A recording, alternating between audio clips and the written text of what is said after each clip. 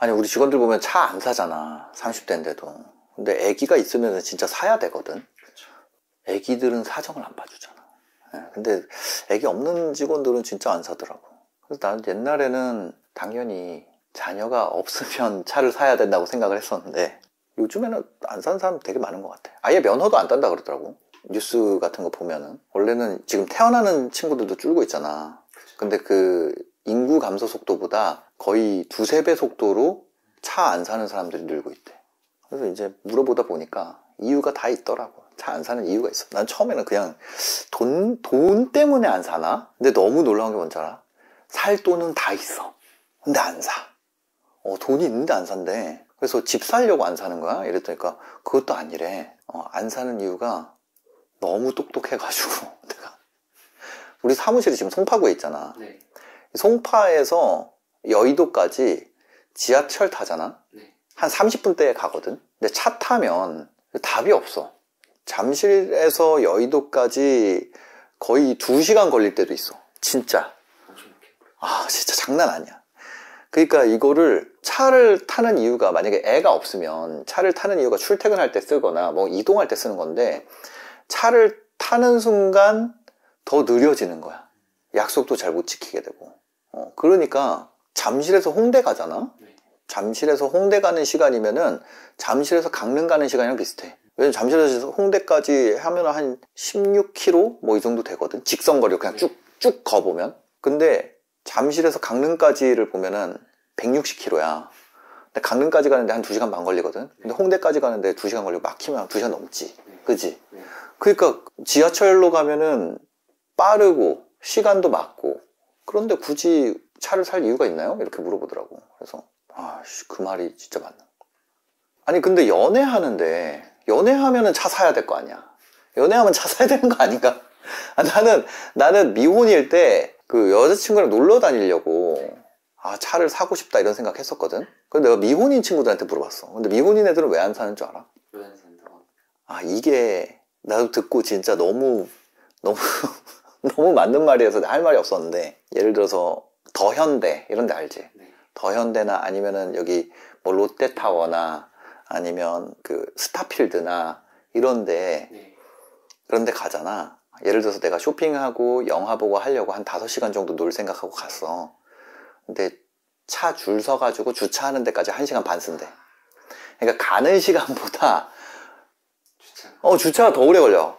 그게 뭐냐면 택시 타고 가면 막히기 직전에 내려서 걸어가면은 이미 거기서 영화 볼 거 다 보고 쇼핑할 거 다 하고 밥 먹고 집에 갈 시간이 돼. 근데 거기서 그리고 둘이 갔는데 애가 없잖아. 둘이 갔는데 여자친구 먼저 내려줄 수도 없고 그 여자친구 안에 넣어놓고 나 계속 주차장에 있어야 되잖아. 그러면은 하플이 아닌 데를 가면 되지 않냐. 이랬더니까 뭐 그런 하플이 아닌 데는 주차가 어렵다. 주차할 데가 없어. 그러니까 그렇게 가가지고 주차장 찾느라고 신경 쓰고 차 빼달라 그러고 뭐 하고 이거를 신경 쓸 그거면 그냥 택시 타고 가가지고 놀고 택시 타고 오는 게 낫다는 거야. 주차를 신경 안 써도 되잖아. 나도 처음에 이제 차 샀을 때 생각을 해보잖아. 그러면 약속 시간에 도착을 해서 거기에서 주차장을 뭐 지하 3층, 4층을 내려가서 거기를 삥삥 돌다가 또 그러니까 들어가는데 안 막히더라도 예를 들어서 하플이 아니야. 근데도 들어가서 주차하느라고 삥삥 돌고 기다렸다가 차 대고 뭐 하고 올라가는 시간이면은 택시 타고 왔으면 똑같이 그냥 육상으로 이동한다 그래도 택시 타고 왔으면 그냥 내려서 올라갔으면 벌써 도착했을 시간이거든. 그래서 이게 차 댈 데가 없는 게 문제가 아니라 주차장 들어가는 시간이 겁내 오래 걸리는. 그 말이 너무 맞는 거야. 그러니까 봐봐. 첫 번째로 우리가 이동하는데도 막히면 오래 걸리지, 지하철보다. 그 다음에 도착해서도 오래 걸리지. 차 살 이유가 없는 거야. 그러니까 돈 때문에 안 사는 게 아니라니까. 오히려 있잖아, 택시비가 더 비싸, 차보다. 더 비싸. 그러니까 차를 사면 오히려 돈을 아껴. 근데 고생을 할 뿐이야. 그러니까 뭐냐면 돈을 아끼려고 차를 안 산다는 말은 좀 안 맞다 이거야. 내가 듣고 맞네. 그렇죠. 택시가 더 비싸잖아. 많이 비싸죠. 그 다음에 세 번째는 이거야. 옛날에 나는 차 사고 싶었던 게 아빠가 운전을 잘하니까. 그러니까 아빠가 운전을 하잖아. 그럼 조수석에서 이제 그 지도 보면서 여기서 가야 된다 그러고 막 얘기해주고, 그 다음에 아빠 운전하는 거 막 관찰하고 이런 거 내가 되게 좋아했거든. 그 다음에 기어 넣는 것도 보고 막 나 혼자 따라하고 막 이랬었어. 옛날에는 예를 들어서 4인 가족이 차를 타고 이동을 해. 2시간을 가. 아니면 뭐 놀러 가더라도 누가 제일 재밌냐면은 운전하는 사람이 제일 재밌어 보였어. 차 타고 가면 운전하는 사람이 제일 재밌지. 그냥 봤을 때 어린 마음에. 근데 지금 우리 애는 운전하는 거 별로 안 봐. 스마트폰 봐. 옛날에는 TV가 차에 없지. 그 다음에 뭐 컴퓨터도 차에 실을 수가 없잖아. 인터넷도 안 되고. 그러니까 그거를 하려면 집에 가거나 아니면 창밖 보거나 막 이랬단 말이야. 근데 이제 시대가 너무 바뀌었어. 2004년, 5년 이때까지만 해도, 야, 이게 벌써 20년 전이네. 지하철 타잖아? 그러면은 그 신문 같은 거 다 봤었어. 그래가지고 신문을 넓게 펴서 보면 진상이고 작게 펴서 보면은 뭐 그거고, 일본 가면 다 신문 얇게 접어서, 이게 작게 접어서 보는데 한국 사람들 너무 크게 본다, 뭐 이런 얘기들 했었거든. 근데 지금은 다 요만한 거 이렇게 보잖아. 운전보다 그게 훨씬 재밌는 거야. 풍경보다 이게 훨씬 재밌어. 그러니까 어때? 가는데 오래 걸리고 들어가는데 오래 걸리고 운전도 힘들어. 운전을 재밌어 하는 사람이 양이 많으면 그럴수록 더 잘 팔리면은 자동차 기술이 운전의 재미 쪽으로 발전하겠지. 근데 사람들 뭘 봐? 자율주행 보잖아. 자율주행. 그치? 더 조용하고 자율주행 되고, 그 다음에 뭔가 엔터테인적 요소를 더 원하잖아. 그 핸드폰 충전잭이 있니 없니, 뭐 무선 충전, 막 이런 거를 더 따진다고, 그거를. 그러니까 그 운전보다 재밌는 게 너무 많아진 거야, 세상이. 그러니까 운전을 한다는 것에 대해서 메리트가 없어져. 심지어 이 미친놈들 운전하면서도 핸드폰 보는 새끼들 있어. 그것 때문에 사고도 많이 나고. 깜짝 놀랐다니까? 어떤 분이 나 길 건너고 있는데 그냥 오는 거야. 보니까 운전석이 보이잖아. 핸드폰 보고 있어. 신호가 바뀌잖아. 근데 그거를, 그거 완전 잘못된 거죠. 근데 뭐야, 운전보다 폰이 더 관심이 많은 거야. 그러니까 이동할 때 내가 혼자 가더라도 그냥 택시 타고 폰 보면서 가는 게 훨씬 더 덜 지루하고 더 재밌고, 그 다음에 이제 요즘에 뭐야, 노이즈 캔슬링 되니까 완전히 그냥 내 세상이란 말이야. 이거 딱 끼는 순간 딴 세상이야, 그냥 혼자서. 그지? 그러니까 뭐 운전의 메리트가 점점 사라지는 것 같아. 오히려 그러니까 운전 안 하는 차들만 계속, 운전을 얼만큼 더 안 하게 하느냐가 더 인기 요소가 되잖아. 얘 무슨 뭐 자율주행 몇 단계 되니 뭐 어쩌니 막 이런 거 아니야. 그 차를 안 사게 되는 것 같아. 자율주행 몇 단계보다 택시 타면은 자율주행 끝판왕이야. 그러니까 택시 기사님들이 운전을 진짜 험하게 한다 그래도 자율주행보다 훨씬 나은 거야. 근데 자율주행 차보다 택시가 만약에 싸게 먹히는 거리를 내가 주로 왔다 갔다 한다. 그러면 뭐, 그치. 내가 몇 가지 했지? 몇 가지 했는지도 모르겠다. 내가 이제 얘기하면서 들은 거래가지고, 제목에다가는 몇 가지 넣어줘. 네. 막 저런 거 있잖아. 우리가 원래는 사야 되는 이유가 장을 보러 가기 때문에. 그거 어떻게 들고, 택시 잡는 것도 애매하고 버스 타기도 힘들고 주차장까지 내려가서 이거 해야 되고, 지하 주차장에 내려가서 엘리베이터 실으면 편하잖아, 장 보면. 근데 요즘에 장을 안 봐. 배달. 그냥, 아니 쿠팡은 다음날 오잖아. 웬만한 장 보는 건 다음날 오잖아. 심지어 이제 B마트 이런 거는 B마트는 시키면 1시간 만에 오잖아. 그 웬만한 거 다 있어. 막 그런 거가. 다음날까지 기다린다 그러면 사실 대한민국에 존재하는 대부분의 물건 살 수 있고. 그러니까 마트에 가서 카트 끌고 뭐 하고 해가지고 거기서 장 봐가지고 올리고, 이게 심지어 마트가 원래는 싼 맛에 가거든. 편의점보다 싸니까. 근데 쿠팡은 그거보다 더 싸. 많이 싸. 아니 너무 그게 내가 뭐 쿠팡 주주도 아니고 그렇지만 다음날에 오잖아. 그냥 바로 다음날 오잖아. 아침에 와 있잖아. 그러니까 로켓만 골라서 사고 막 이러잖아. 그러니까 그런 면에서도 차를 살 필요가 없어지고, 들고 엘리베이터 올라오는 것도 일인데, 너 그거 알아? 사람 인성이 드러나는 결정적인 순간. 운전할 때. 운전할 때, 왜냐면 사람이 되게 많은 감각을 사용해야 되잖아, 운전할 때. 그게 예민해지잖아. 예를 들어서 폰 보고 조수석에 있잖아? 그러면 막히거나 말거나 그냥 나 아무 상관이 없어. 근데 운전이라는 건 스트레스 엄청 많이 동반하는 작업인데, 그게 딱 방해받았을 때 그게 사람이 예민하게 반응하는 것 같아요. 그래서 나는 아예 운전 안 하거든. 운전 진짜 불가피한 상황 아니면 운전 안 하려고 그러는데, 특히 봐봐, 너 운전 지금 너는 결혼했으니까 애도 있고, 네. 그러니까 차 끌고 다니잖아. 네. 차에서 이제 깜빡이 딱 넣으면 어때? 내가 깜빡이 넣는 순간 옆에 차로에 있던 저 뒤에 있던 그 풀악셀 밟아가지고 딱 하잖아. 네. 그러니까 그 운전을 한다는 행위 자체가 굉장히 스트레스 받는 환경이야. 그런 불문율이 너무 많아. 거기다가 또 뭐 있냐? 요즘에 우회전 때문에 막히지. 그 다음에 도로 그 속도 제한도 지금 서울 시내 다 50km로 낮춰놨잖아. 전부 다 낮춰놨지. 그 다음에 뭐 전반적으로 운전자 친화적이지 않잖아. 운전하는 게 안 좋잖아. 지금 환경이 그렇게 되면은 그런 것 같아. 그렇지 않나? 난 그런 것 같아. 너무 막히고. 그래서 나는 지금도 지하철 많이 타고. 우리나라 그거 진짜, 그러니까 뭐라 하는 사람들도 많지만 우리나라 대중교통은 끝판왕인 것 같아. 진짜.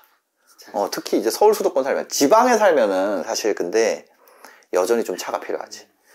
사실 로켓 배송이나 이런 거 안 되는데도 여전히 많고, 직접 장 보러 가야 되고, 교통 인프라도 좋지 않고, 카카오 택시도 안 되는데도 많고. 그렇지만 한 가지 확실한 거는 돈만 따지잖아. 그럼 차 있는 게 더 싸. 자동차세도 얼마 안 된단 말이야, 생각보다. 1년에 해서 하니까. 그러니까 택시비가 더 비싸. 택시비가 훨씬 더 비싸. 그런데도 차를 안 사잖아. 운전하기 싫으니까.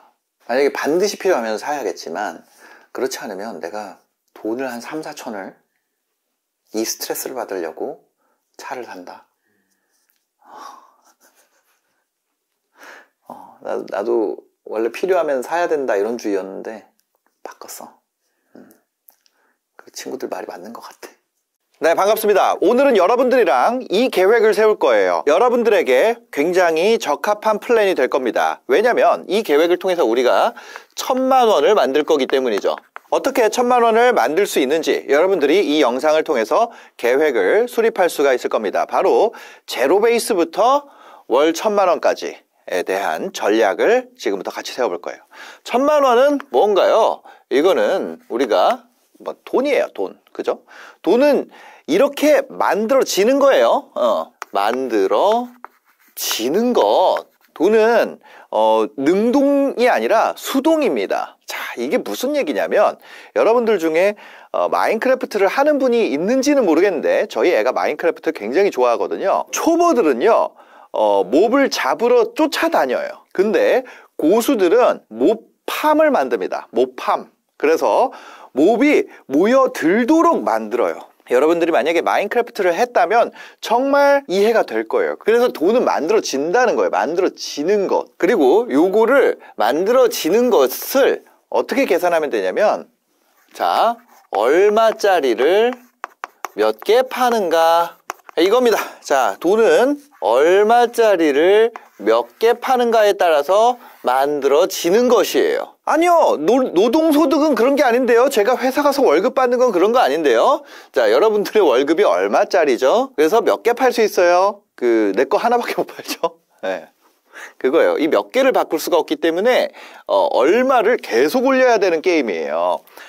내가 고칠 게 2개가 있는 게임이 있고 하나만 할 수 있는 게임이 있으면 이 2개가 있는 게 더 나은 게임이죠. 자, 만약 매월 1000만 원, 이게 한 번이 아니라 요것을 그러면 이렇게 매월 1000만 원으로 만드는 것이 목표라면 세부 목표를 여러분들을 위해서 세워드릴게요. 조회수 3000회, 마진율 20%, 전환율 1%.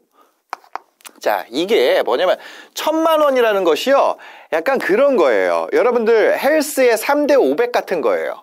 그래서 3대 500을 하려면은 뭘 하나요? 우리가 벤치프레스 무게도 올려야 되고요, 데드리프트 무게도 올려야 되고요, 스쿼트 무게도 올려야 된단 말이에요. 그런 것처럼, 자, 요겁니다. 조회수, 마진율, 전환율, 객단가, 요거예요. 요거를 다 올려야지 1000만 원 클럽에 들어갈 수가 있어요. 여러분들이 요거를 보는 순간 다양한 핑곗거리가 떠오를 겁니다. 세상에 5만원짜리 객단가가 어디 있어요? 상장사도 영업이익률이 20%면은 대박인데 세상에 마진율 20%짜리가 어디 있어요? 조회수를 3,000회를 어떻게 만들어요? 전환율 1%를 어떻게 만들어요? 100명이 들어와서 1명을 전환시킨다는 거는 어마어마한 거 아니에요? 자, 여러분들 속에 충분히 많은 핑계거리가 떠오르는 시점입니다. 헬스장에서도 똑같은 일이 벌어져요. 아니, 어떻게 100kg를 벤치프레스를 밀어요? 스쿼트를 150kg을 어떻게 그렇게 해요? 그건 말이 안 돼요. 여러분들 머릿속에 그런 생각들이 떠오를 거예요. 그런 핑계.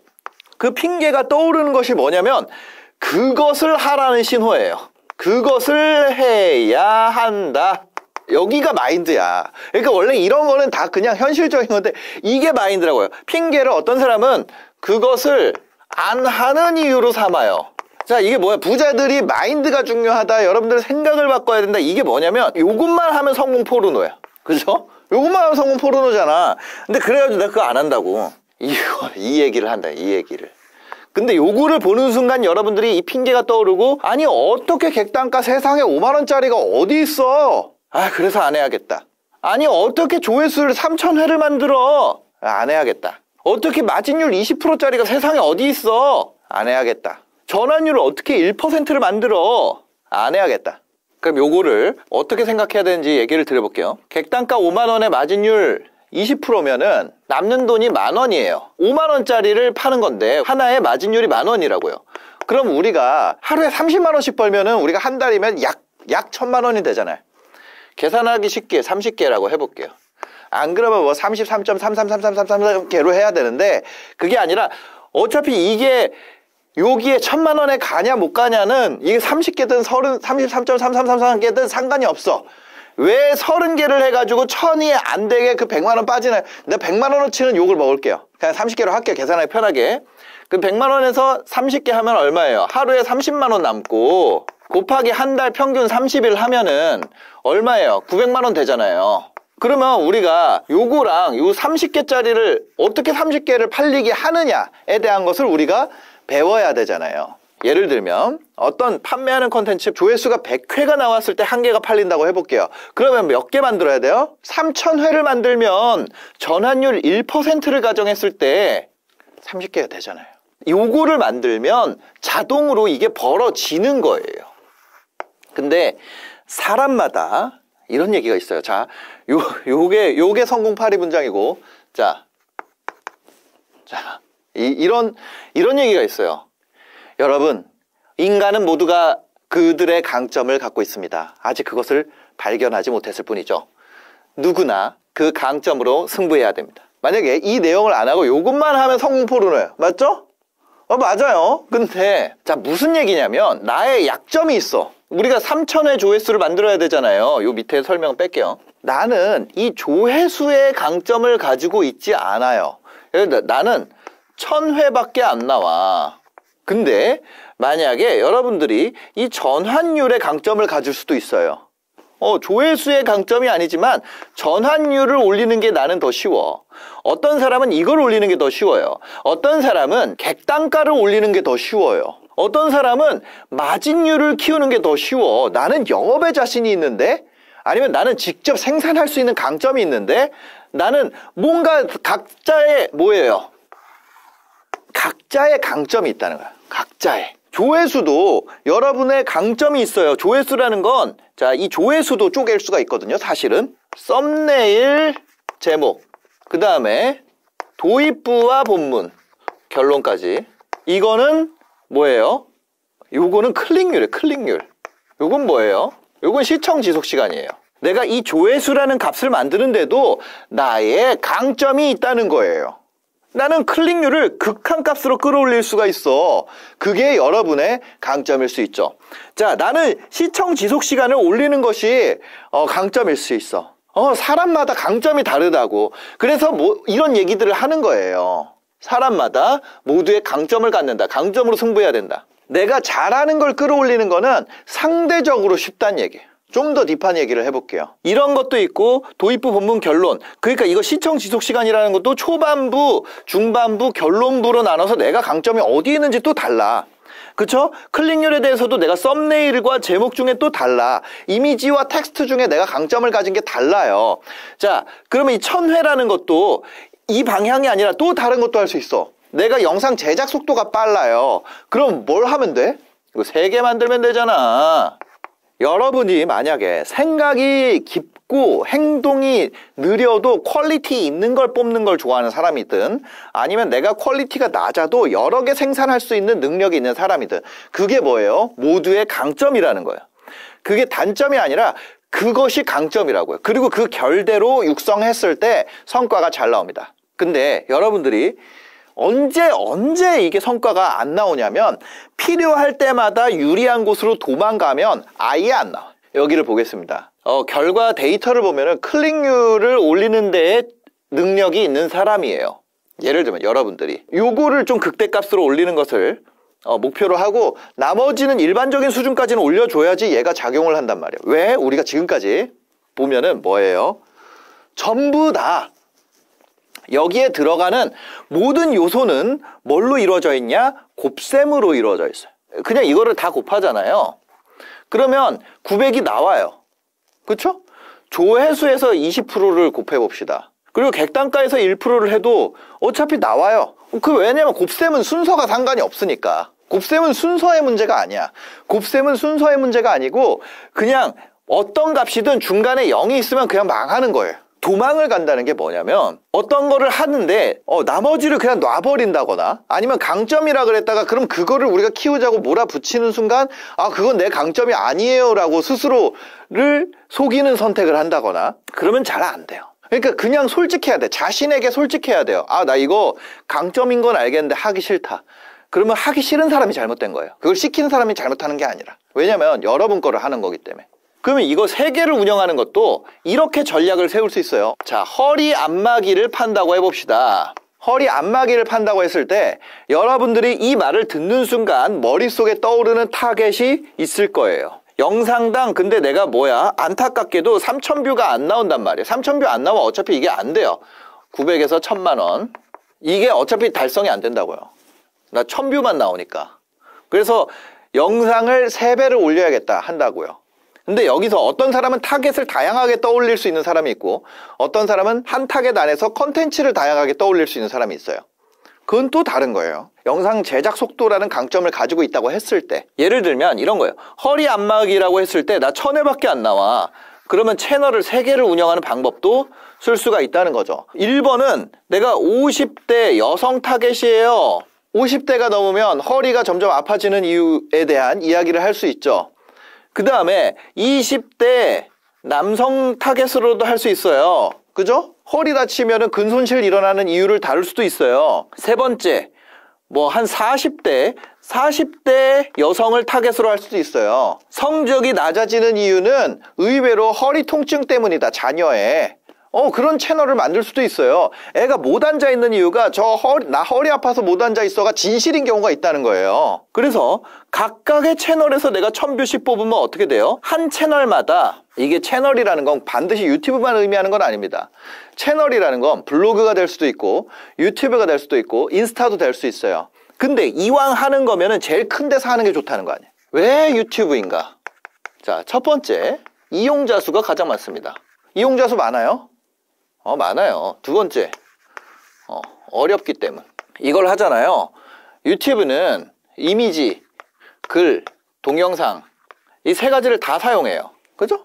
이미지, 글, 동영상을 다 쓴단 말이에요. 이걸 하는 순간 이미지는 이미지 플랫폼에다 올리고 글은 글 플랫폼에 올리고 동영상 플랫폼에 올릴 수 있어요. 그리고 최근에는 대부분의 플랫폼들이 수렴 진화를 하고 있어요. 수렴 진화라는 건 고래는 포유류고 펭귄은 조류고 그 다음에 청새치는 어류잖아요. 근데 3개 다 생긴 건 비슷하다고요. 그런 것처럼 비슷해지는 것처럼 이미지 대표적인 플랫폼 뭐 있어요? 인스타그램 있죠. 인스타그램도 릴스나 아니면 텍스트만으로 컨텐츠 구성할 수 있어요. 맞죠? 글 올라가는 거 스레드나 블로그 있죠. 네이버에도 릴스 같은 거 네이버 클립이라고 이미지도 올릴 수 있고 글도 올릴 수 있어요. 그 유튜브도 마찬가지예요. 유튜브도 글도 올릴 수 있고 짧은 비디오도 올릴 수 있고 긴 비디오도 올릴 수 있죠. 틱톡도 마찬가지예요. 페이스북도 마찬가지고 전부 다 이 이미지, 글, 동영상 이 3가지의 컨텐츠 형태로 다 활용이 돼 있어요. 그건 무슨 얘기냐면 내가 앞단에서 이걸 해결해 놓으면 확장성을 압도적으로 가져갈 수 있다는 얘기예요. 나중에 내가 이거 글빨만으로 내가 키웠어. 그러면 이게 어려워요.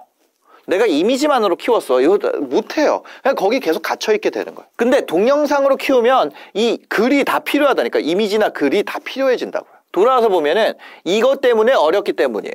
그 다음에 어렵다는 거는 요 방향이 있고 한 방향이 더 있습니다. 뭐예요? 경쟁자가 늘기 어렵다. 나한테 어렵다는 건 뭐예요? 경쟁자한테도 자연스럽게 어렵다는 거예요. 맞아요? 나한테 어렵다는 건 경쟁자한테도 어렵다는 얘기예요. 그럼 뭐예요? 내가 이용자 수가 많고 어려운 플랫폼을 먹게 되면 사업의 안정성이 더 생긴다는 얘기죠. 자, 요거는 약간 센 얘기였고, 그래서 어려운 걸 해라. 뭐 이런 얘기들이 있는 거죠. 여러분들의 강점을 파악을 하고 그거에 따라서 여러분들이 요거를 달성을 할게 만들면 이거는 뭐예요? 만드는 것이 아니라 만들어지게 된다는 거예요. 그런데 이거는 뭐예요? 조회수 3,000회라는 건 하루에 조회수 3,000회씩 해야 되잖아요. 이렇게 하면 열흘이면 얼마예요? 열흘. 내가 열흘에 한 번 올리면 3만 뷰 만들 수 있어요. 매일 만들면은 1,000회도 안 나오는데 나 열흘 투자하면 3만 뷰짜리 만들 수 있는 사람이야. 똑같다는 거예요. 그러면 내가 한 달에 한 번 올리는데 10만 뷰 올릴 수 있어요. 한 달에 10만 뷰짜리 하나 만들어요. 이게 3,000회가 아니라 10만 회야. 그 전환율 1% 하면 1,000회잖아요. 1,000.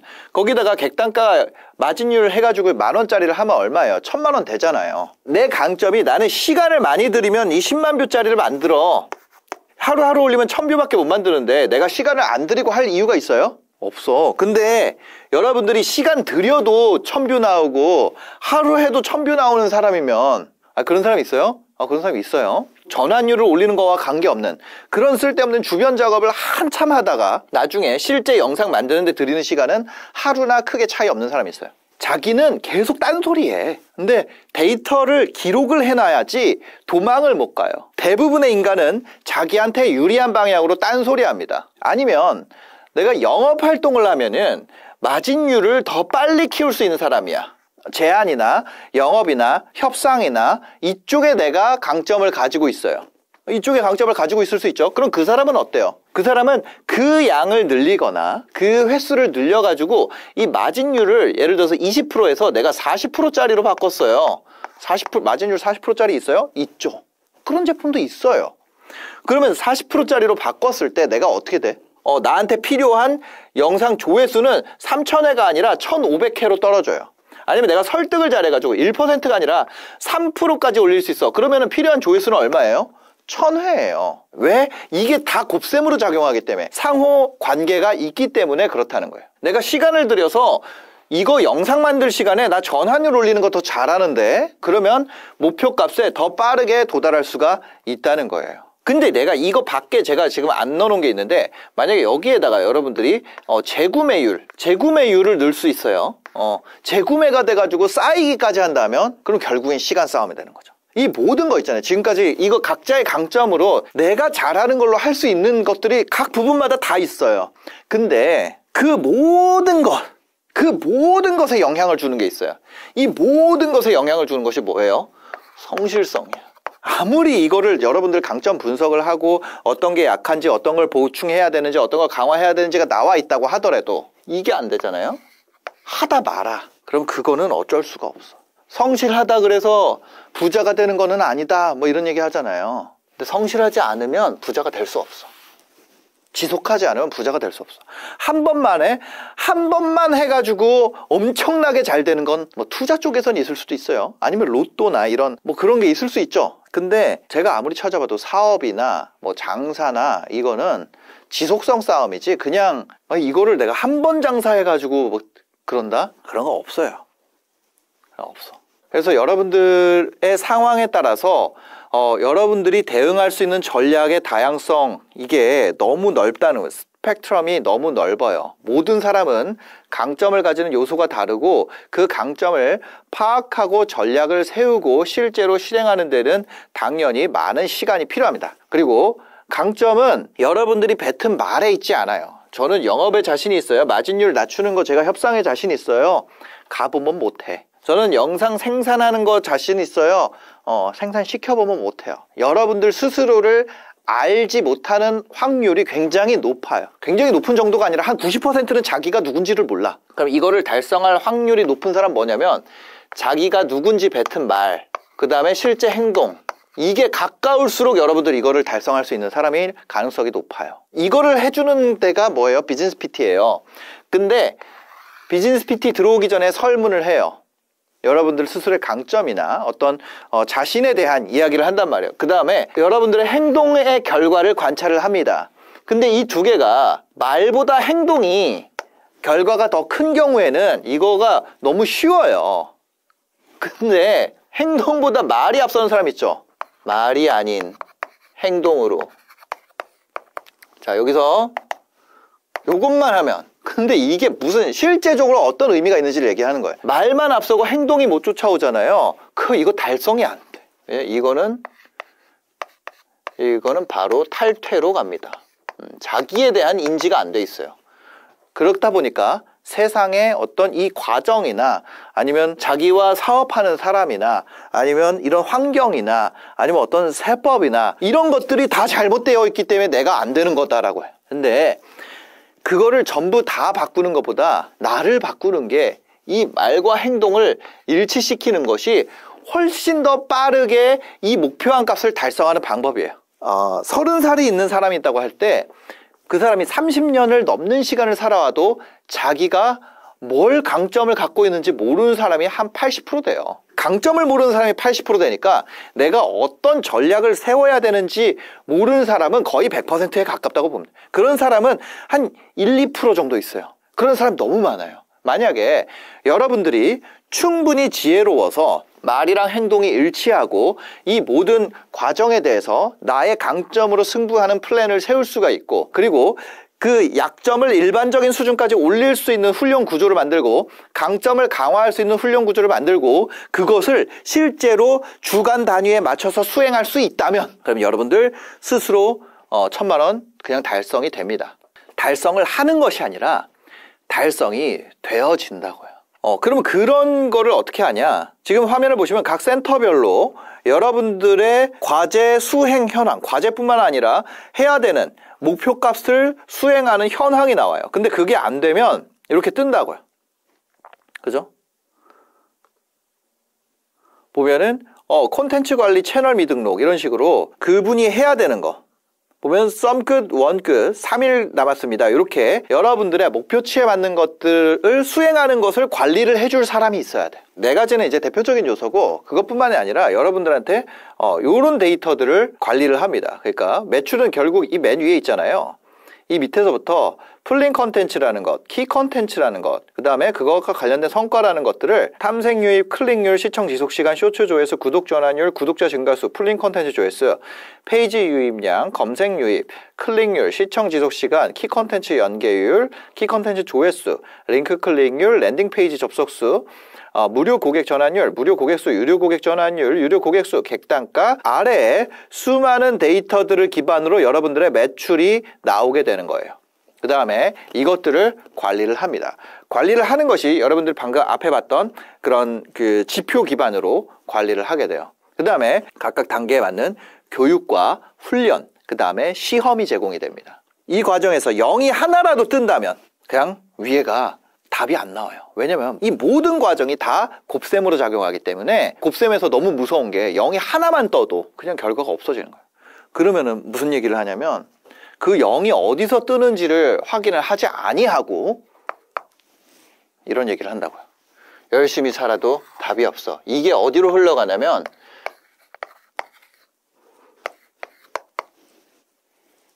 이걸로 흘러간다는 거예요. 자, 뭐예요? 열심히 살아도 답이 없어. 0이 어디서 뜨는지 찾을 생각이 없는 거예요. 그걸 찾아가는 과정을 그냥 개무시해요. 그걸 찾아가는 과정 자체가 존재한다는 걸 무시하고 싶다고. 과정을 해본 적이 없는 거예요. 근데 여러분들이 0을 발견하면 그게 좌절할 포인트가 아니라는 거예요. 왜? 걔만 일반적인 수준으로만 고쳐줘도 여러분들 진짜 성과가 엄청 올라온다니까요. 열심히 살더라도 답이 없는 게 아니라 아직 나는 그 0을 못 찾았어. 내가 막혀있는 0을 못 찾은 거예요. 열심히 살 필요가 없어. 왜? 0을 못 찾았으니까 나머지 나 진짜 죽도록 다 갈아놓고 있는데 결과가 뭐야? 0이야. 죽도록 갈아놓고 있는데 결과 뭐예요? 0 나온다고요. 그 0이 어디에 껴있는지를 찾아야 돼요. 근데 그거를 열심히 살 필요가 없는 걸로 가면 안 된다고요.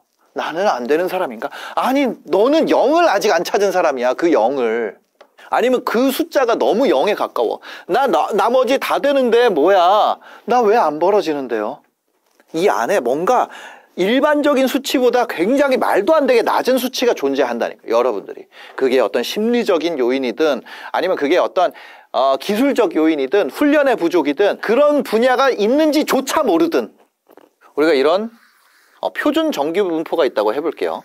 여기가 어떤 보통 사람들의 영역입니다. 우리가 여기서 여기로 가는 데는 일반 값들만 다 채워도 여기를 갈 수가 있어요. 이 일반 사람들 중에 상단. 여기서 이걸 벗어나려면 강점으로 승부해야 돼요. 나머지가 다 일반 값이고 하나의 곱셈 값이 강점이 됐을 때 여러분들 이 영역으로 갈 수 있는 거예요. 이 영역의 최하위에 가게 됩니다. 이 뛰어난 사람들의 영역의 최하단에 드디어 내가 벽을 뚫고 진입을 하게 돼요. 일반적인 걸 다 채우는, 여기는 뭐예요? 여기는 노력입니다. 노력. 여기에서 상단을 가는 건 노력이에요. 자, 여기서 이걸 가는 거는 강점인데 이제부터 여러분들 유전이랑 어떤 지능이랑 뭐 이런 것들이 이제 작용을 하기 시작해요. 여기서. 왜? 어떤 새끼들은 강점이 아까 전에 그 수많은 영역 있죠. 그게 다 지 강점이야. 걔네들 여기 가는 거예요. 강점 하나야. 그럼 여기 있는 거예요. 그건 뭐예요? 그거 타고 나는 거, 물려받는 거예요. 근데 여기서 일반적인 걸 다 채우는 거는 누구나 할 수 있다. 누구나 할 수 있어요. 일반적인 걸 채워 넣는 것. 일반적인 걸 채워 넣는 방식으로 그 값이 좀 낮더라도 여기 있는 사람도 여기로 올 수 있어. 더 놀라운 건 그건 시간이 걸릴 뿐이에요. 단 조건이 있죠. 그 훈련 과정만 제대로 돼 있다면, 그것을 발견하는 과정만 제대로 돼 있다면 올 수 있다고요. 처음에 뭐예요? 나한테 부족한 거 체크를 하고 그거를 채워 넣는 거 해야 된다는 거예요. 아무리 특별한 방법을 배워도 하나가 0이 있으면 뭐예요?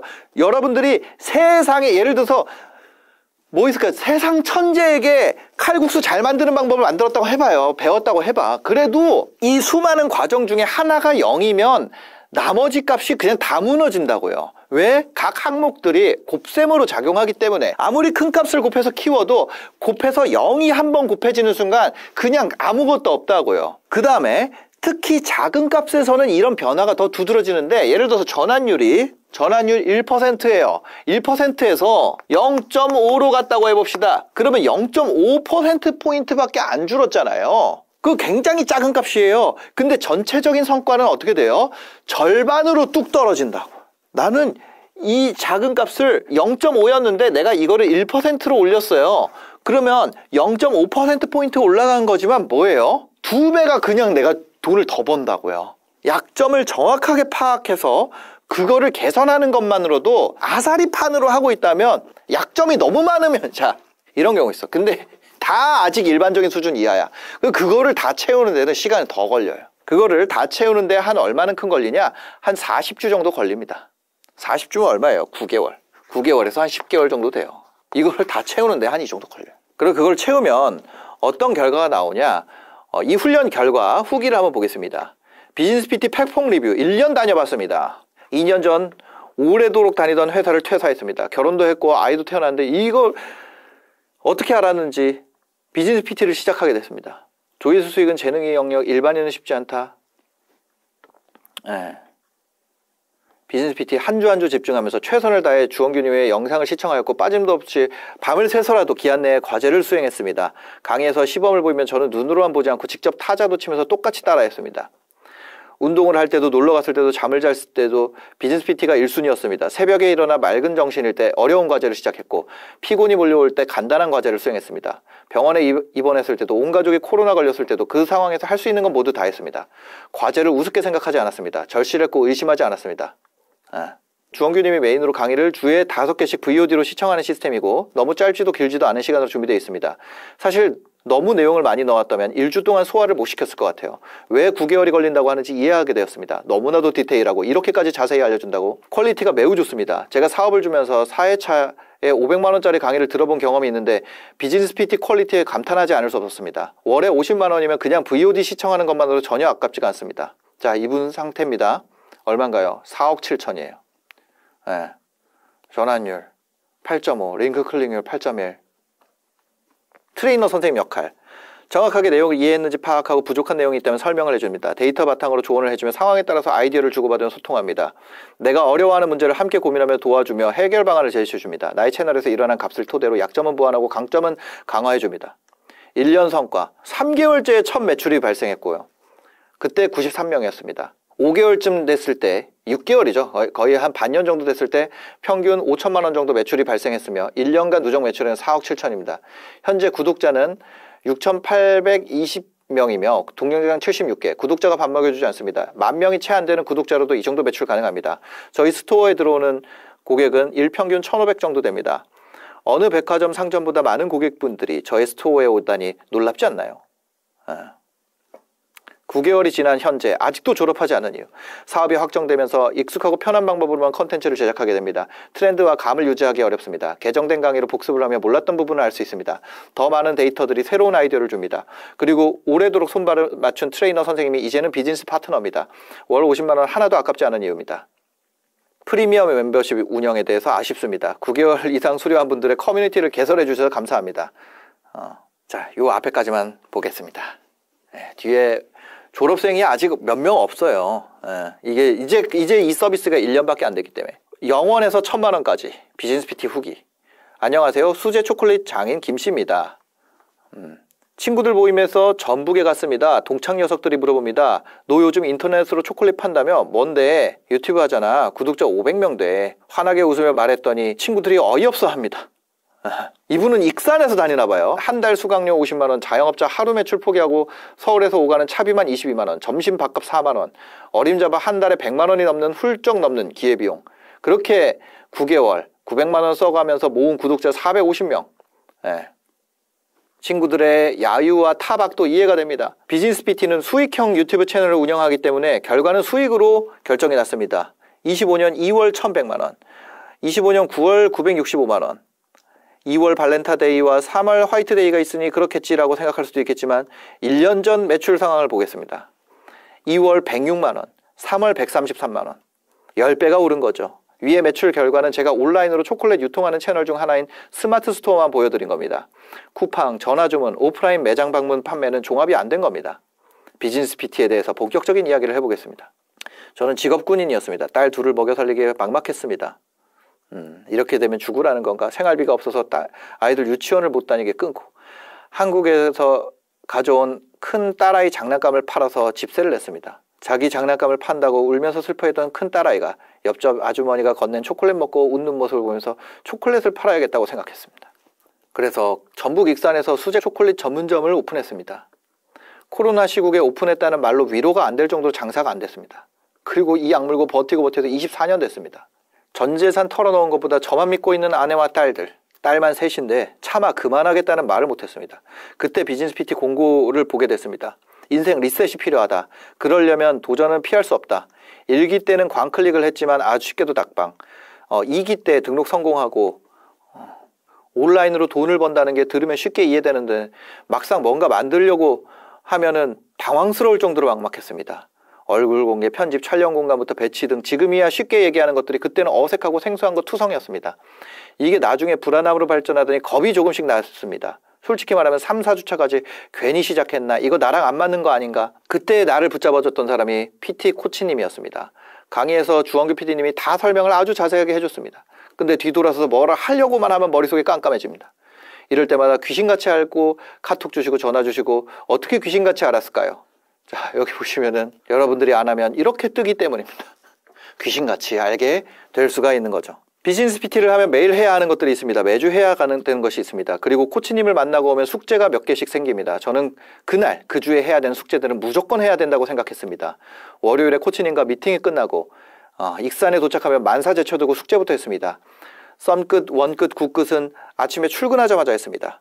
강의는 정속 속도로 2번, 1.5배속으로 2번 들었습니다. 주원규 PD님이 남들 앞에서 설명해 줄 수 있는 수준까지 공부해오라고 해서 그렇게 했습니다. 그런데 30주차 지날 때 숙제를 안 하는 사람이 많이 있다는 말을 들었습니다. 그것도 많이. 아, 숙제만 잘해도 상위권이구나. 저는 20주차가 지날 때까지도 결을 찾지 못하고 이것저것 좌충우돌을 하면서 허덕거렸습니다.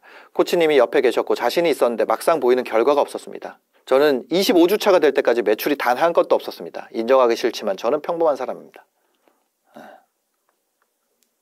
그리고 이렇게 되는, 완전 0에서 시작해서 월 1,000만원 이상까지 달성하고 현재는 유지하고 있습니다. 누군가는 월 1억, 10억도 달성하는데 제가 느리다 보니 아직은 여기까지입니다. 하지만 의욕이 넘치고 비즈니스 PT에서 배운 노하우가 있습니다. 스스로 자립하는 단계지만 더 넓은 시장에서 더 높게 뛸 자신이 있습니다.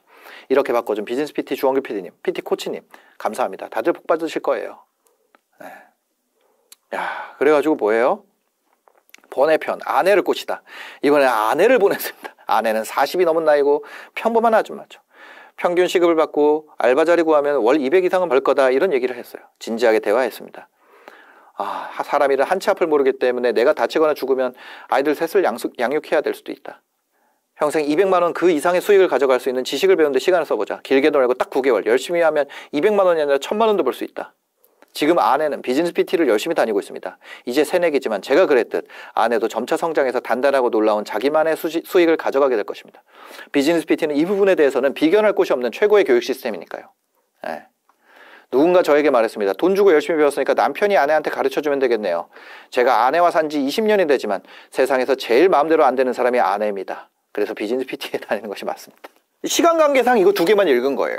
그러면은 이런 것이 저희가 가지고 있는 한두 개의 데이터, 한두 개의 사례가 아닌가. 지금까지 저희 회원 매출 합계가 300억을 넘어섰습니다. 지금 한 320억도 넘었을 거예요.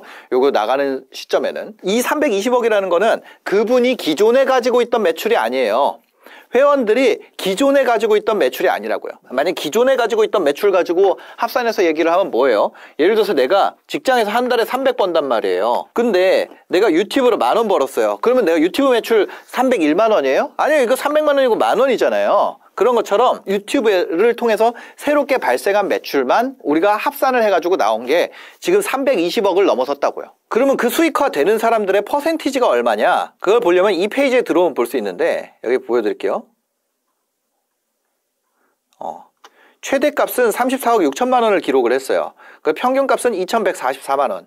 근데 이게 뭐예요? 1등 인원이 34억 6천만 원으로 왜곡되어 있음. 그 다음에 중앙값은 뭐예요?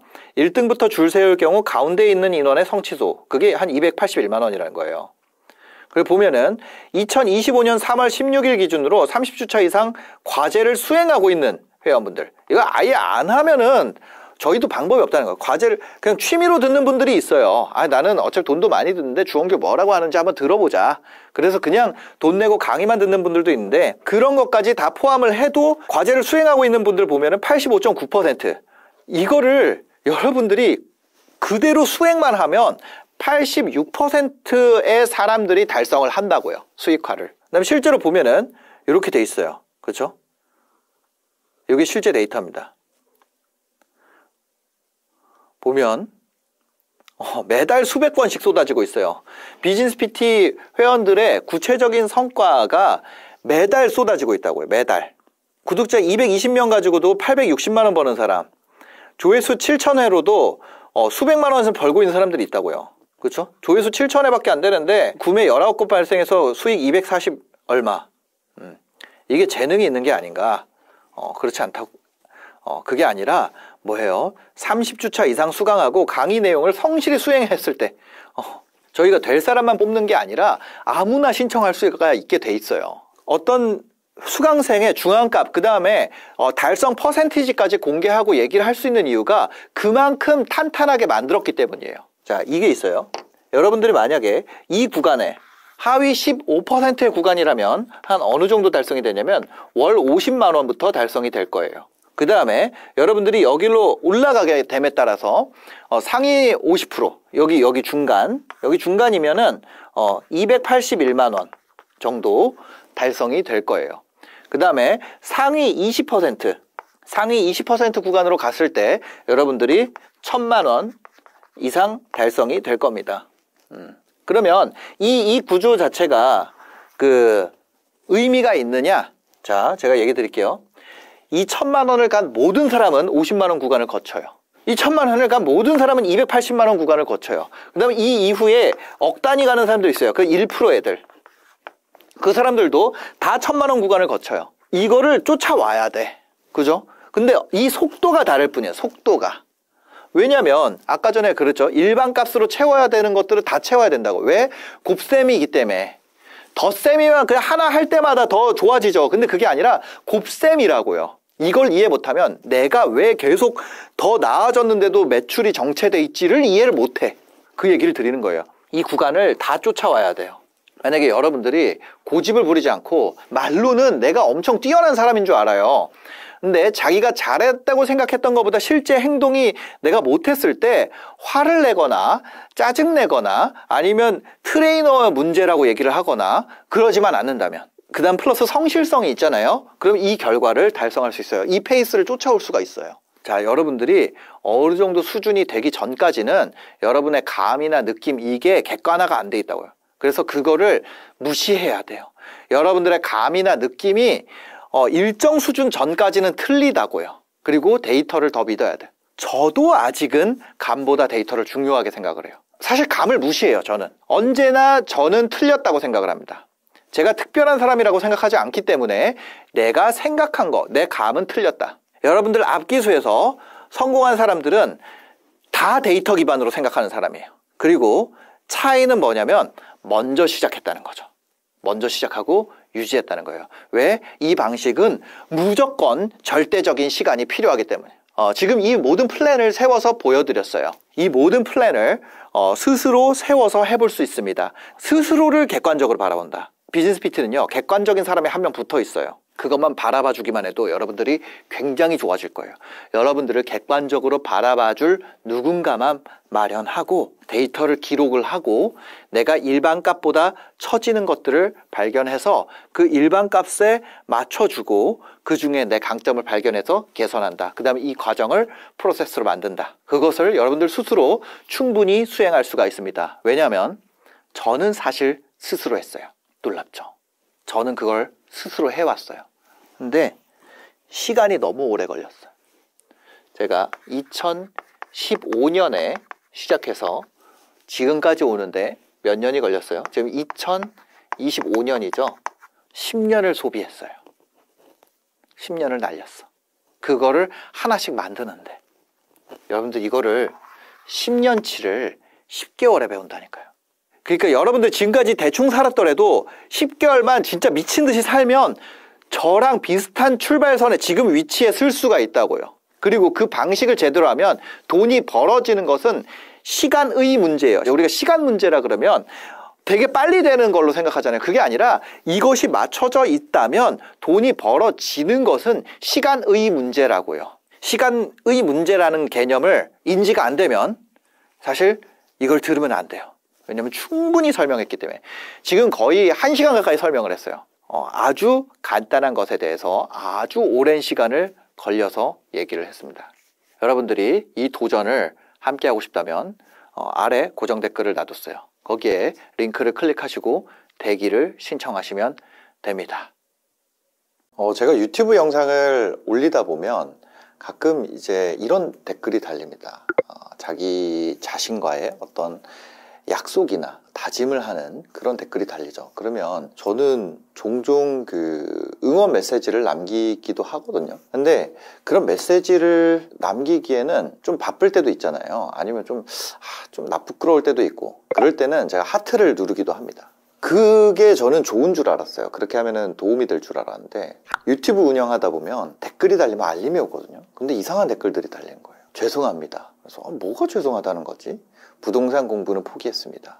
유튜브 다이어트 뭐 이런 것들 포기해서 미안하다. 뭐 이런 말들이 달리는 거예요. 그래서 저는 거기에다가 답장을 안 했어요. 사실 그 사람들이 저한테 왜 사과해야 되는지도 이해가 안 되는 거예요. 그분들은 저를 위해서 하는 게 아니죠. 그 누구를 위해서 하는 것도 아니에요. 결국에는 자기 자신을 위해서 하는 겁니다. 그러니까 그 포기하는 거는 저한테 미안할 이유가 전혀 없는 거죠. 애초에 사과할 대상을 잘못 찾았다. 그럼 그 사람들이 미안해야 될 대상은 누군가? 바로 아침마다 거울 속에서 당신을 바라보는 사람입니다. 그 사람들은 그 약속을 듣고도 아무 말 없이 기다리는 사람, 결국에 어길 걸 알면서도 혹시나 하는 마음으로 또다시 나를 믿어준 사람, 누군가요? 바로 나 자신입니다. 대부분의 사람들은요, 약속을 어기는 친구랑 오래 가지 않아요.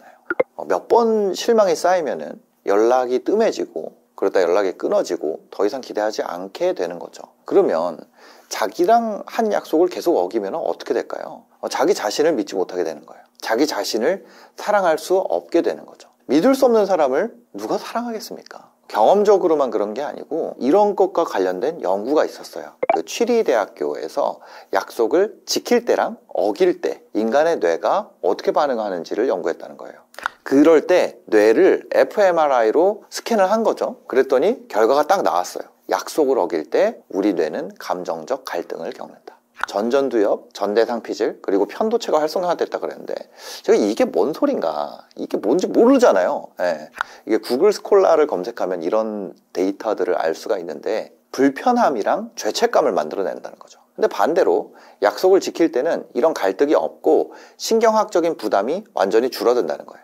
그래서 약속을 지킨다는 거는 단순히 도덕적 행위가 아니라 우리 뇌를 더 건강하게 유지시키는 선택이라는 거죠. 하버드 대학교 연구진도 같은 맥락에서 연구를 진행했습니다. 1200명이 넘는 직장인을 대상으로 장기 연구를 했는데요. 자신의 원칙과 성실성을 지킨 사람들은 안 그런 사람들보다 우울증 진단 위험이 21에서 51%가 낮았다는 거예요. 거의 반토막이라는 거예요. 전반적인 정신건강과 삶의 만족도가 더 높았다. 그러니까 신체 건강상에서도 유의미한 차이가 나타났다는 거예요. 그러니까 우리가 자신과 약속을 지킨다는 거는 우리 스스로를 지키는 방식이 된다는 거죠. 저희 채널 구독자뿐만 아니라 대부분의 사람들은 목표를 설정하고 그거를 이루면 완성이 될 거라고 생각을 해요. 근데 진짜 변화는 한두 번의 약속 수행으로 이루어지지 않죠. 그래서 진짜 변화는 단번에 이루어지지가 않는다는 것을 알아야 돼요. 사실은 다 알죠. 아는데 그거를 인정을 안 할 뿐이죠. 그러니까 그걸 인정을 해야 돼요. 반복적인 훈련, 그 다음에 그걸 통해서 얻게 되는 성취, 그리고 그것을 해나가는 과정에 대해서 꾸준한 약속을 이행하는 거, 그 속에서 만들어진다는 거죠. 자기 자신을 신뢰한다는 거는 그게 자신감이죠. 근데 단순히 성공하는 게 아니라 내가 약속을 지키는 과정 자체를 받아들이는 거예요. 사기꾼들이 신뢰를 얻기 위해서 어떻게 하나요? 먼저 작은 약속을 지켜요. 그 다음에 돈을 빌려주면 반드시 갚고 한두 번 호의를 베풉니다. 그럼 그게 쌓이면서 어떻게 돼요? 신뢰라는 것을 쌓아가는 거예요. 그 다음에 큰 한탕을 한단 말이에요. 그 사람들은 신뢰가 뭐예요? 내가 한탕을 하기 위해서 파는 물건들인 거예요. 처음에 쌓인 신뢰 때문에 크게 당하는 겁니다. 그러면 우리도 큰 프로젝트를 하기 위해서는 어떻게 해야 돼요? 우리 자신한테 신뢰를 쌓아야 된다는 거예요. 작은 약속 지키면서. 근데 하면 안 되는 거는 우리 스스로에게 사기꾼이 되면 안 되겠죠. 근데 이런 명백한 사실들을 말로 해야 아는 건 아니에요. 우리가 다 알고 있죠. 그런데도 자신을 속입니다. 처음부터 끝까지. 내일부터 할 거야. 이번에 마지막이야. 이제 진짜 변할 거야. 이거 다 거짓말 되는 거죠. 사실 밖에서 봤을 때는 아무 일도 안 일어나 있는데 나만 우울해져 있는 거예요. 왜? 인간은 그렇게 만들어져 있으니까. 그러다 보면 어떻게 돼요? 자기를 속이는 거에 익숙해집니다. 익숙해지면 어떻게 돼요? 자연스러워져요. 그럼 결국에는 우리가 자기 자신을 신뢰하지 못하는 사람이 되어간다는 거죠. 자신감이 낮아지고 우울한 사람이 된다는 거예요. 이 아이디어는 사실 그 조지 레너드가 쓴 마스터리라는 책에서 왔는데요. 그 조지 레너드는 이렇게 말합니다. 성공하는 사람들은 작은 성취를 쌓아가고 그것을 습관으로 만든다. 그러니까 우리가 스스로한테 약속을 해야 된다는 거예요. 하지만 뭐예요? 지킬 수 있는 약속부터 해야 된다는 거죠. 작은 것부터. 근데 그게 뭐랑 연결돼야 돼요? 내 목표 설정이랑 연결이 되어 있는 걸 해야 됩니다. 내 목표랑. 성과가 아니라 약속을 만들어야 돼요. 성과는 지킬 수가 없어요. 예를 들면 이런 거예요. 나는 쇼핑몰로 10만 원 매출을 만들 거야. 근데 내가 그 부분에 대해서 학습이 되지 않으면 쇼핑몰로 매출을 만드는 데까지 계속 실패한단 말이에요. 근데 실패를 약속을 어기는 것으로 만들기 때문에 다시 불안이랑 불신, 자신감 없는 상태, 이걸로 간단 말이에요. 그게 아니라 뭐냐면 100% 달성할 수 있는 약속의 형태로 바꿔야 돼요. 예를 들면 이런 거죠. 나는 쇼핑몰로 100만 원 매출을 만들 거야가 아니라 나는 몇 시부터 몇 시까지, 뭐 예를 들어 30분이어도 좋고 10분이어도 좋고 이 공부를 할 거야 라는 건 성취랑 연관이 안 돼 있죠. 그럼 그거는 하기만 하면 달성이 되는 거예요. 거기서부터 자신감 만든다는 거예요. 제가 그런 얘기를 했었어요. 디아블로라는 게임이 있는데 그 게임에서는 조던링이 진짜 낮은 확률로 떨어집니다. 0.001%라고 해볼게요. 그러면 그 사람은 1000번을 하게 됐을 때 한 번만 성공하잖아요. 확률적으로. 만약에 조던링을 먹는 것을 스스로에게 약속을 하면 뭐예요? 999번 약속을 어기는 사람이 되는 거예요. 근데 만약에 목표를 그 조던링을 떨어뜨리는 가장 빨리 만날 수 있는 몬스터가 안다리엘이라는 몬스터인데 안다리엘을 100마리 잡을 거야 라고 한다면, 아니면 하루에 100마리씩 안다리엘을 10일 동안 잡을 거야 라고 한다면 그 사람은 약속을 어기는 사람이 아니게 된다는 거예요. 그러니까 목표 설정이 잘못됐다는 거죠. 작은 목표를 만들려고 하니까 그런 거를 만들어요. 10억을 버는 거를 목표로 한다면 내가 더 쪼개고 해가지고 100만 원을 낮춰야지. 그건 확률이 올라가는 거죠. 근데 그거는 100%가 아니에요. 어쩔 수 없이 나는 그것이 달성될 때까지는 계속 약속을 어기는 사람이 돼. 근데 조던님과 안다리엘처럼 내가 약속을 지키는 사람이 되려면 무조건 지킬 수밖에 없는 약속, 그냥 나의 성실성만 있으면 지킬 수 있는 약속의 형태로 바꿔야 된다는 거죠. 절대 누구한테 미안하다고 얘기하지 마세요. 마치 그 얘기는 무슨 얘기냐면 사실상 마음속에 내가 저 사람 때문에 하고 있지 라는 생각을 한다는 거예요. 그게 아니죠. 자기 자신 때문에 하는 거예요. 대부분의 프로젝트는 자기 자신 때문에 하는 거예요. 자기 자신한테 미안해야 되는 거예요. 성실성만 담보한다면 100% 지킬 수 있는 형태로 약속을 바꾸고 그 약속을 쉽게 하면 안 돼요. 거짓된 다짐을 반복하라고 그럽니다. 근데 어떤 사람들은 나한테 없는 걸 막 다짐을 반복해서 하라 그래요. 그럼 어떻게 돼요? 내가 말도 안 되는 거짓말을 계속 자신한테 할수록 뭐예요? 현실을 확인할 때마다 불안감과 우울감만 커지는 겁니다. 너무 충격적이잖아요. 그걸 다짐하면 안 된다. 그거는 다짐하면 안 된다. 자기를 속이면 안 된다는 거예요. 현실이 우울하고 이상한 사람이 됩니다. 허언증이 돼요. 허언증. 그러니까 거짓된 다짐을 반복하지 마세요. 다시 한번 얘기하겠습니다. 지킬 수 있는 형태의 약속으로 만들고 그것을 아주 작은 형태로 만들어야 됩니다. 목표는 매일 쓸 필요가 없어요. 그냥 써서 앞에 붙여놓으세요. 그 다음에 내가 지켜야 될 약속들만 보는 거예요. 그다음 그거를 하나씩 지켰을 때 그때 자신감이 생긴다는 거예요. 여러분들이 믿을 사람은요, 한 명입니다. 자신뿐이에요. 그리고 여러분들이 약속을 못 지켰을 때 미안해야 될 대상도 한 명뿐입니다. 자신뿐이에요. 그리고 여러분 스스로 한 약속을 지킬 때 뇌가 더 건강해지고 우리 삶은 더 강해지고 자신감이 올라가게 된다는 거죠. 이게 과학이 증명한 진실입니다. 그럼 우리가 자신이 아니라 다른 사람의 도움에 의지하게 되면 어떤 상태가 될까? 사람은요, 살면서 수많은 선택을 합니다. 어떤 선택은요, 가벼운 것처럼 보이지만 의외로 인생을 꼬이게 만드는 결정적 계기가 있습니다. 선택이 그런 상황을 이끌 수 있다는 거죠. 저도 그런 순간을 겪었습니다. 처음에는 작은 호의였던 것 같아요. 제가 방송국에서 일할 때 정말 친절한 선배가 있었어요. 종종 커피를 사고 그러다가 점심도 밥도 사주고 친해졌어요. 맨날 얻어먹었죠. 네, 선배니까. 저는 속으로 이렇게 생각했어요. 내가 어리니까 어린 사람이 함부로 밥을 사면 안 되지. 처음에는 그런 생각으로 얻어먹으니까 너무 좋다 이러면서 매일 먹었죠. 그리고 수고가 많네 이런 말과 함께 아주 배려를 잘해주는 좋은 선배였어요. 제 고민도 서슴없이 들어줬던 것 같아요. 아주 사소한 일이라고 생각을 했죠. 근데 어느 날부터 이제 PD들 업무 강도가 계속 올라가기 시작했어요. 근데 그 선배가 저를 탁 부르더라고요. 이거 좀 도와줄 수 있어? 이거를 하면 제가 야근을 하는 거예요. 근데 그동안 받아먹은 게 있잖아요. 만약에 내가 이거 싫다 그러면 나쁜 사람이죠. 얻어먹을 때는 언제고. 그 소리가 제 마음속에서 들렸어요. 이거를 거절하면 진짜 나쁜 사람이 되겠다. 근데 그렇게 부탁을 들어주다 보니까 부탁이 점점 늘어난 거예요. 근데 어려운 부탁은 아니었어요. 보고서 정리 아니면 생방송 땜빵, 생방송을 대신 진행해 주는 거죠. 근데 그게 왜 그랬냐면 그 선배가 진짜 중요한 일을 하는 동안 제가 그거를 커버를 한 거죠. 땜빵을 한 거죠. 중요한 일은 아니었단 말이에요. 별것도 아닌 일이었어요. 별것도 아닌 걸 맡기니까 이걸 거절하기가 더 어려운 거죠. 거절했다가는 별것도 아닌 걸로 왜 그래?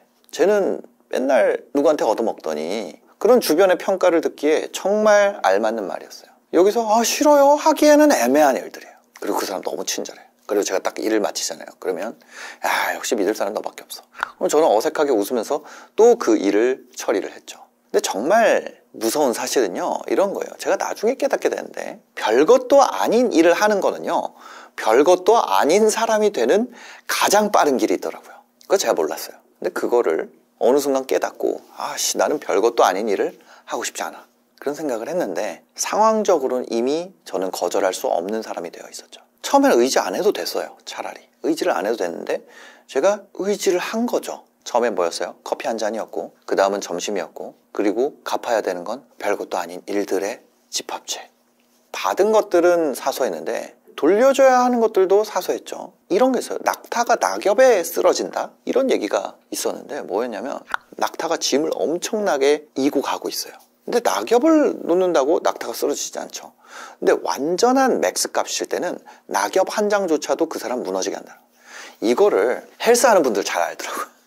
여러분들이 원 RM이 예를 들어서 벤치프레스가 100kg입니다. 근데 거기에 여러분들 처음에 1kg 들면 그거 무게처럼 느껴지지도 않아요. 근데 만약에 100kg가 진짜 내 원 RM이야. 101kg 해보세요. 그거 되나? 안 된단 말이에요. 그거에 내가 눌린단 말이에요. 나를 누르는 무게가 1kg만 얹어졌을 뿐인데 나 어떻게 돼요? 어깨 부상당한단 말이에요. 제가 그래가지고 지금 어깨 부상당해가지고 2달째 지금 운동 못하고 있는데, 견쇄관절에 관절염이 생겼대요. 근데 하여튼 근데 그런 거예요. 그런 거.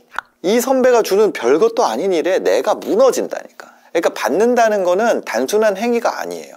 그거는 뭐예요? 계약입니다. 관계의 방향을 결정하는 거예요. 사람은 쉽게 받지만요, 결코 가볍게 돌려줄 수가 없어요. 그래서 정말 어린데도 지혜로운 친구들, 그런 친구들은 보면은 무엇이든 함부로 받지 않습니다. 그게 어떤 배려든 돈이든 기회든 상대가 주겠다는 거에 손쉽게 응하지 않아요. 왜 주는지 모르면 받으면 안 됩니다. 무언가를 받는 순간 보이지 않는 계약관계가 성립하기 때문에. 이게 그냥 뇌피셜이 아니라 그 로버트 치알디니의 설득의 심리학, 이거 굉장히 유명한 책이죠. 사람을 움직일 수 있는 6가지 심리 기술이 있는데, 그 중에 가장 처음 소개되는 게 바로 상호성의 법칙입니다.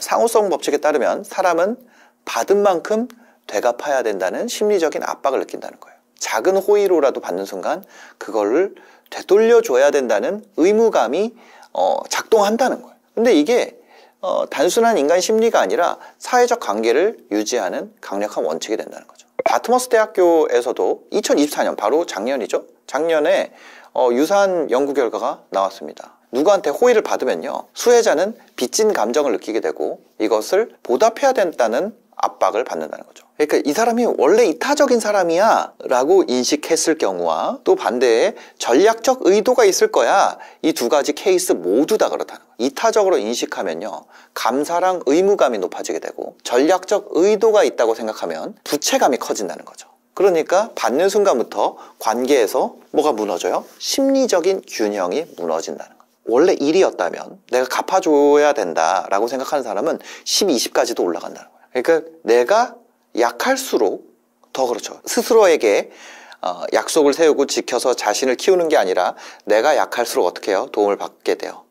근데 자신이 강한 사람은 받아도 내가 일의 부탁을 거절하는데 1밖에 원래 에너지를 소모 안 하는데, 그게 받는다 그래도 뭐 1.5나 2까지밖에 안 올라가요. 근데 약한 사람은 어떻게 돼요? 내가 일을 받게 되면 그 다음에 부탁을 받을 때 10, 20까지도 올라간다는 거예요. 인생이 진짜 피곤해지는 거예요. 역설적으로 내가 도움을 받아야 된다고 요구되는, 그러니까 그런 마음이 생기는 사람일수록 도움을 받으면 안 된다는 거예요. 세상에 공짜 있어요? 없잖아요.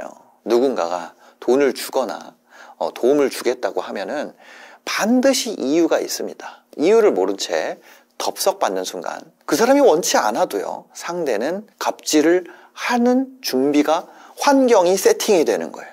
뭔가를 받은 사람은 이제 깨닫습니다. 이걸 받은 것 자체가 계약이었구나. 하지만 받고 나면 늦게 되는 거죠. 내가 이 사람한테 진짜 아낌없이 주고 싶을 때, 그때 받을 수 있는 거예요. 내가 충분히 이 사람이 원하는 만큼 내가 줄 수 있다, 그런 생각이 있을 때 받을 수 있는 거예요. 안 그러면 관계가 굉장히 복잡해집니다. 빚은 돈으로만 생기는 게 아니에요. 관계에서도, 일에서도, 그리고 자존심에서도 발생하는 거죠. 돈이라는 건요, 단순한 거래 수단이 아니에요. 돈을 준다는 건 무언가의 권리를 행사한다는 뜻이죠. 그럴 권리가 있다는 거죠. 누군가 이유 없이 돈을 준다면 그건 단순한 선의가 아니에요. 여러분들한테 뭔가 돈을 주는 사람이 있다면 나는 아무것도 안 줬는데? 그러면 그거를 다른 사람이 갖고 있을 수도 있어요. 아니면 그 자체만으로도 내가 저 사람에게 뭔가를 줬어 라는 사실만으로도 그 사람이 뭔가를 이미 받고 있을 수도 있어요.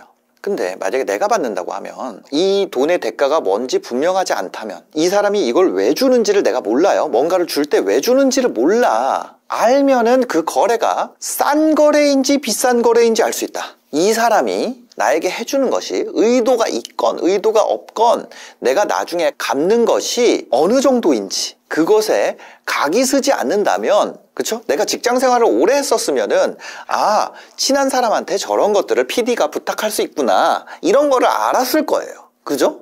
근데 나는 몰랐어. 내가 그 점심을 먹는 거에 대가가 그 정도의 사이즈인지를 몰랐단 말이에요. 그럼 무슨 얘기예요? 내가 아무것도 모르는 상태로 덥석덥석 받는 거는 그 사람 마음속에 있는 게 뭔지를 모르니까 이게 비싼 거래인지 싼 거래인지 판단할 수 있어요? 없다는 거예요. 싸다고 생각한 거래가 결국 가장 비싼 대가를 치르게 하는 경우가 많다는 거죠. 이 정도는 받아도 되겠지. 그런 순간이 옵니다. 근데 나중에 준 사람이 뭔가 요구할 수가 있어요. 내가 그때 너한테 해줬잖아. 이 말 한마디가 모든 상황을 바꿉니다. 처음에는 단순한 부탁이었는데 점점 당연한 요구가 될 가능성도 있죠. 주도권은 누구한테 있어요? 준 사람한테 있어요? 받은 사람한테 있어요? 준 사람한테 있다. 받았다는 사실이 관계의 힘의 균형을 무너뜨립니다. 왜 주는지 모르는 사람, 이런 거래가 왜 발생하는지 모르는 사람은 이 흐름을 감지하지 못해요. 근데 주는 사람 정확히 알고 있죠. 내 영향력이 만들어지고 있다는 거예요. 아주 미미하게라도 영향력이 만들어지고 있다. 그리고 언젠가 가장 중요한 순간에 그 영향력을 행사할 수 있다는 거죠. 물론 사회적 네트워킹과, 그러니까 사회관계, 인간관계, 그리고 성장의 기회를 위해서는 때때로 받는 게 필요합니다. 뭐 승진 기회 같은 거, 아니면 어떤 계약의 제한, 이런 거 받는 게 유리할 수 있습니다. 근데 내가 줄 수 있는 게 명확하잖아요. 줄 수 있는 게 이 사람이 아니면 이 조직이 나를 왜 승진시킬까, 그걸 거절할 필요는 없어요. 내가 뭘 줘야 되는지 명확한 것은 거절할 필요가 없어요. 내가 부등호를 그려보면 되잖아요. 요즘에 승진을 거절하는 친구들도 있어요. 왜? 나는 회사에 그만큼 줄 생각이 없기 때문에.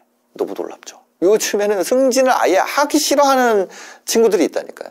그러니까 모든 받는 것이 기회가 되는 건 아니에요. 이거랑 비슷한 맥락만 보자면 제가 최근에 이제 빈곤 지역에 대한 기부를 시작을 했는데, YLC라고 월드비전에서 하는 거예요.